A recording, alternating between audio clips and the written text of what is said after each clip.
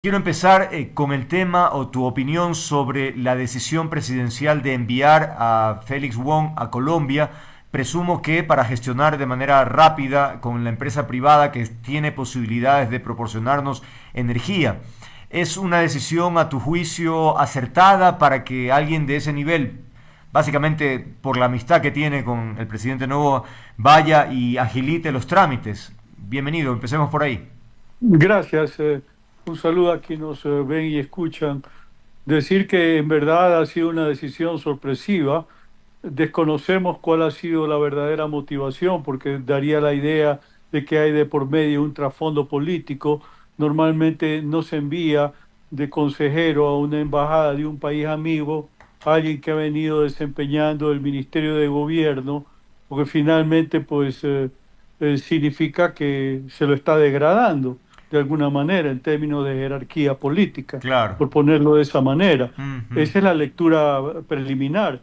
Desconozco cuáles son los móviles que han determinado esa decisión. ujú. La señal, que en apariencia, pues uno podría tener es que el gobierno está dándole la máxima prioridad a la consecución, a la contratación de la energía con Colombia.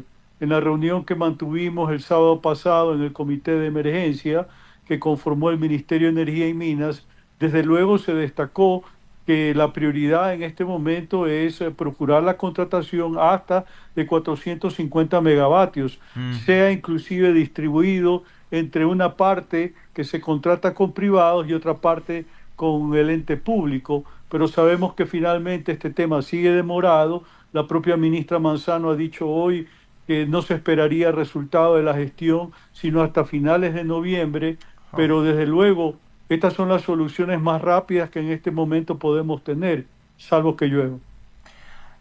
Hace unos días tuvimos aquí a María Paz Hervis a propósito de la reunión en el comité y ella expresaba su preocupación porque decía que la información no resulta muy detallada, que a veces son generalidades o que no es oportuna. Es decir, la comunicación, la transparencia sobre las decisiones es clave para saber hacia dónde vamos, pues Roberto.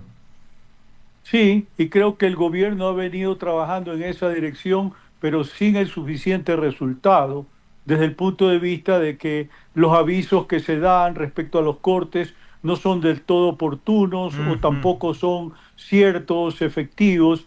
Hay mucha variabilidad respecto a la fianza que podemos tener respecto a que los anuncios se vayan efectivamente a cumplir y desde luego ese fue un aspecto en el cual se puso énfasis en el marco del comité y Ujú. desde luego quedamos en que va a haber una mesa técnica en donde este tema en específico va a ser abordado para darle la mayor transparencia posible al tema de los apagones, de los cortes, porque depende de eso la programación que de modo propio hagan los sectores productivos o los ciudadanos comunes respecto a su día a día.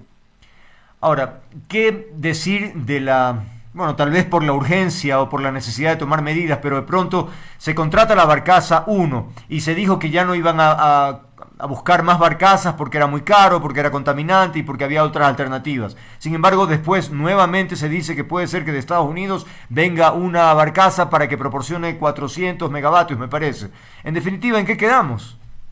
Bueno, es la urgencia del momento que está obligando a reconsiderar lo de las barcazas, inclusive un escenario de alquiler por parte de los grandes consumidores, considerando que existe ya la regulación de autogeneradores para propios consumidores que podría servir de herramienta para que la contratación o el alquiler de las barcazas la puedan hacer los propios privados. De otra manera, tendrá que hacerlo SELEC, Mm. pero son las soluciones más rápidas en este momento, porque si usted se pone a considerar el primer paquete de compra que se hizo en agosto pasado, salvo la barcaza de Car Power de 100 megavatios Ujú, que está funcionando, ujú. el resto de la contratación está con algún problema. Así es. De hecho, el contrato de Progen de 150 megavatios está a estas alturas prácticamente caído, porque finalmente han solicitado prórrogas respecto a entregas que tenían que hacerse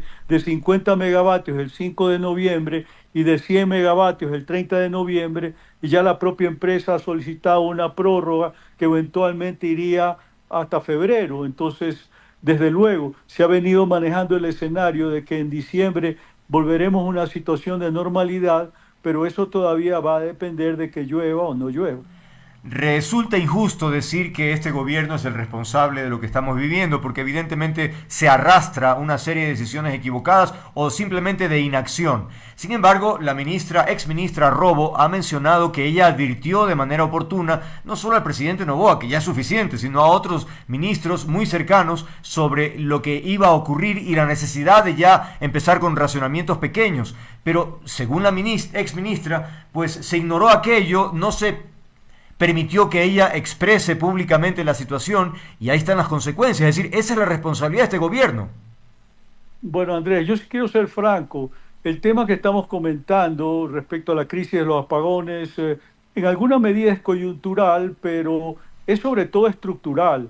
Es consecuencia de un modelo monopólico del Estado que De ha acuerdo. colapsado, con un régimen de subsidio en tarifas que ha significado que en el cruce de cuentas resulta que los distribuidores no pueden pagarle al generador, entonces la programación de nuevas unidades en el marco del Plan Maestro de Electrificación no se ha podido cumplir, al punto tal que el desfase en los últimos 10 años entre 2014 y 2024 es tanto como de 1.954 megavatios. Es decir, inclusive más de lo que estamos manejando ahorita como escenario de deficiencia, que la semana pasada en promedio fue de 1.154 megavatios, para tener la cifra precisa. Entonces, en verdad, sí, de repente uno se plantea, pudo haberse reaccionado con mayor urgencia, desde luego que es así, y recordar, porque frecuentemente olvidamos que este escenario de crisis nosotros ya lo estuvimos bordeando, tanto en octubre de 2022 como en octubre de 2023, Mm. cuando el ex ministro de Energía y Minas, Fernando Santos, llegó a hacer una invocación a Dios para efectos de que Mm. llueva y desde luego tengamos un alivio en Mm. lo que se refiere a eventuales apagones. Así que creo que es importante traer esto a colación.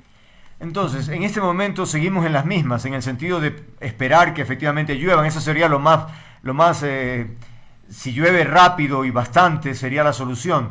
¿Qué de cara ya al futuro mediano y más adelante, cuál es la solución? ¿Tenemos que optar por termoeléctrica o por hidroeléctrica o una combinación? ¿Cuál es el escenario? Yo le voy a decir una cosa, desgraciadamente, en tiempo reciente el tema ambientalista se ha vuelto muy fuerte y desde luego en lo que tiene que ver con política en favor de la generación eléctrica ha sido muy volcada hacia energías renovables no convencionales. Y creo que es correcto hacerlo Mm. como cambio de la matriz productiva o, Mm. perdón, energética, Energética. y hay que caminar en esa dirección. Mm. Pero finalmente, en este momento no hay reemplazo para la generación térmica y puede ser que en algún momento no haya sido vista con buenos ojos por la política pública debido a su efecto contaminante, por la quema de combustibles fósiles, pero hay que ser también pragmático y objetivo. Mejor eso que estar abocado en este momento de estar condicionando nuestras actividades productivas, cotidianas, a la contingencia de apagones que a veces se cumplen o no se cumplen. Entonces creo que desde ese punto de vista ha habido una falta de previsión, pero también una carga de perjuicio alrededor de las unidades de generación termoeléctrica y resulta que buena parte del parque que teníamos eventualmente disponible no haya sido oportunamente mantenido debido a su obsolescencia, que es un factor que desde luego ha contribuido a agravar el estado de cosas. En la actualidad, lo que tenemos en generación termoeléctrica no son sino 998 megavatios. Mm. El promedio de consumo del país en condiciones normales es de 1.600 megavatios días laborables, y días no laborales, este fin de semana 3.800 megavatios. Esas son más o menos las Sí. cifras. Desde luego, Ujú. seguimos dependiendo con mucho de la generación hidroeléctrica. Hay otro aspecto, otra arista que tal vez hemos descuidado como país. Ecuador con Colombia tal vez está más cercano en términos tecnológicos de conexión para este tema, pero Perú no. Es decir, parece que estamos verdes ahí. ¿Eso por qué ha ocurrido? Podría ser interesante repotenciar la relación con Perú en esa línea. Sí, desde luego, hay que caminar en esa dirección porque la capacidad de carga que hay en este momento es insignificante para efectos del comercio de energía entre los dos países, Mm, de forma tal que en septiembre pasado ya se convocó una licitación internacional para la construcción de la línea de transmisión que iría desde el sur de la provincia del Guayas hasta Piura en el Perú, una línea como de 280 kilómetros que va a permitir tener un suministro eventual semejante al que tenemos en la actualidad con Colombia de 450 megavatios, que desde luego contribuiría con mucho a arreglar el problema que estamos atravesando. Pero para tener un referente, la semana pasada, Paute, para funcionar con normalidad, el complejo como tal requiere de 141 metros por segundo.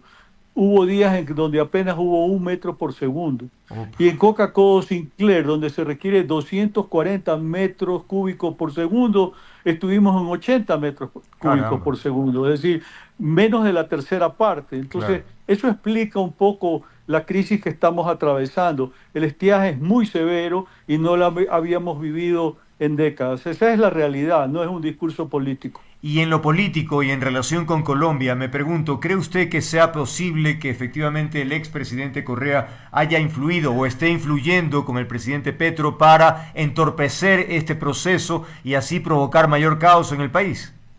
Eso es meternos en un terreno de especulación política porque no hay ninguna prueba en tal sentido. Desde luego, la especulación eventualmente puede tomar curso en las redes sociales y haya mucha gente que esté convencida de que así sea, pero realmente nosotros tenemos que hacer análisis técnico, profesional de este tema y sin incurrir en conjeturas que finalmente no están validadas por algo cierto, por algo fiable. Lo que pasa es que inicialmente cuando se tocó la puerta parecería que las cosas iban a fluir, tanto la ministra Manzano se mostraba optimista, de pronto llega y dice que no, no se pudo, pero bueno, ya veremos qué pasa más adelante en todo caso con ese tema, a ver si de alguna manera se podría confirmar esa versión. En todo caso, no sé, como una reflexión final, Roberto, que ya estamos concluyendo, esta es la pregunta última. O sea, lo peor que nos puede pasar es que no aprendamos de la lección. Mm, Tenemos que hacer una reforma profunda al régimen del sector eléctrico, demasiado burocrático, monopólico, estatista, es decir, el modelo ha caducado y tenemos que reformularlo y eso supone ir hacia una transición, hacia un modelo en donde desde luego la empresa privada tenga una participación más protagónica en el sector con su capacidad de inversión que en este momento el Estado no tiene.